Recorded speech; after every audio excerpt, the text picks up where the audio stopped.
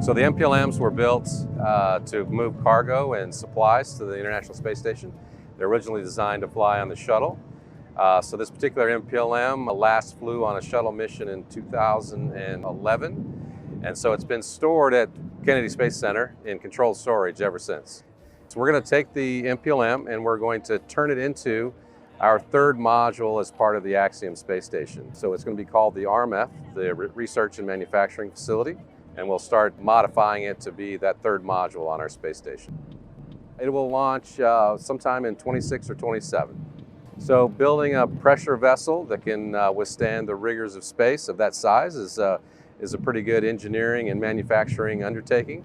And so the fact that the module already existed and that NASA really didn't have a use for it anymore, great opportunity for us to take possession of it. So it's going to be really a central place where we're going to do research and manufacturing on our space station. So the next step is the very slow move to our facility, and then we'll start doing some additional analysis to prove that it's worthy to go to space, and then doing some design work on the interior.